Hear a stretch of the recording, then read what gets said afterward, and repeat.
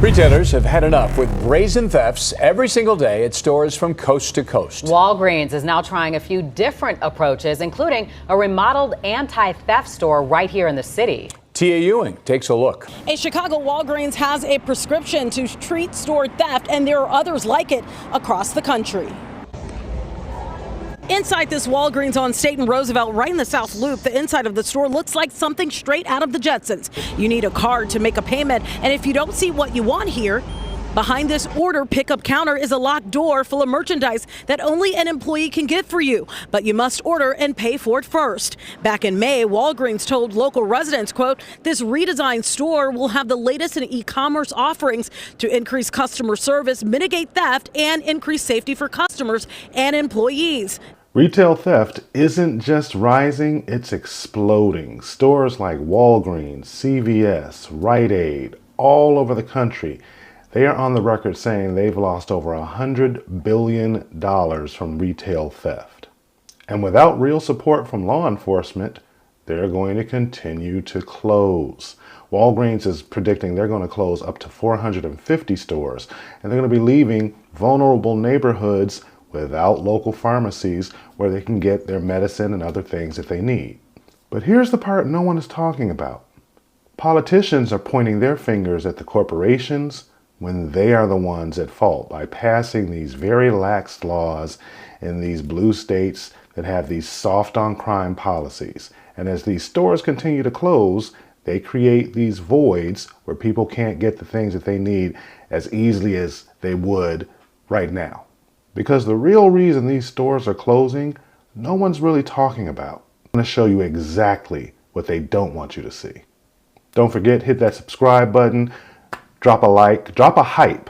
Let's get started. Daryl agrees with it. Feel in their mind they can walk into stores, take merchandise, do things they want to do because the city failed the people as well as the stores doing the looting. Justine lives in California and says locked up merchandise is common. It's honestly really annoying having to go and ask for help just to get very simple commodities such as like toothpaste or things that you wouldn't necessarily have to ask for. In San Francisco, shoplifters hit this store more than 20 times a day. As a result, Walgreens here was forced to lock up its freezer section after criminals came in each night to shoplift the entire supply of pizza and ice cream. This is very reactive, but I think there's more proactive approaches that you can take.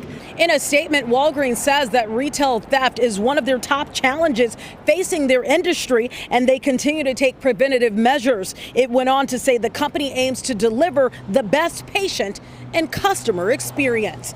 And that's how these retail stores have decided to deal with shoplifting. They're locking everything up. It's making it more inconvenient for their customers. They're getting customer feedback and complaints. They're starting to actually lose business. But right on cue, you have someone who comes in at another store in another geographic area. They're looking at what's going on, and what's the first thing they want to blame? They want to blame racism. TikTok, I'm in Walgreens in Irvington, New Jersey right now. You can't even get deodorant. Like, you gotta I had to press a button just now. TikTok, I'm in Walgreens in Irvington, New Jersey right now. You can't even get deodorant. Like, you gotta I had to press a button just now. Like, deodorant is locked up. Even this lady doesn't understand. Like, you have to call somebody to get deodorant. It's crazy. Like, is it all animals in the area? Like, it's crazy. Literally, so they have these buttons. TikTok, you press them. Now, mind you, they never have help in here, so I don't know why they would have everything locked up, but can I get the degree down here, please? Yeah, y'all, everything is locked up in here, TikTok. This one? Yes. All right, thank you. Y'all, you can't even carry it to the front, TikTok. This is Irvington, New Jersey Walgreens. Everything is locked up. Even this lady's like, y'all know I'm from the suburbs. They don't lock everything up like this. People are actually allowed to go in the store and get what they need. Oh my God. This is the most incriminating experience. Did she say incriminating experience? I think she meant to say discriminating experience. Let's go back and listen one more time. Oh my God. Diabolical. So y'all know my next question after that immediately is like, do people can't afford deodorant? Like a $5 deodorant? Like, this is why I can't wait to start my nonprofit, because I just don't understand. Like, no person should have that shopping experience. Like, I've never experienced. Yeah, that's the solution. Start a nonprofit so you can, give people things for free? That's part of the problem. And that's why I said in the intro that this is the fault of the politicians. These soft on crime approaches is what creates this lack of accountability and this feeling among certain people that they can go in and steal something because no one's going to call the police. And if they do call the police, they're going to get a slap on the wrist and they're going to get let go. If they do go before a judge, the judge is not going to hold them accountable. So when you create an environment like this, then this is the type of behavior that you're going to see. This is not rocket science, but you can make one assumption. Here's one thing that you can tell. When you walk into a store and you see everything locked up, that tells you everything you need to know about that neighborhood and the people in that neighborhood. This is very, very simple. And Walgreens and CVS and Rite Aid, they're not going to continue to keep stores open in areas where they're not profitable. That just is logical. I don't even understand why people don't understand this. I actually went into a CVS that's 5 minutes away from my house. Let me show you the experience I had when I walked into a local CVS. All right, I wanted to just do a quick experiment and go into the CVS in my neighborhood. Been seeing all these videos of people going into these different stores and everything is locked up. Let's see how they do in here.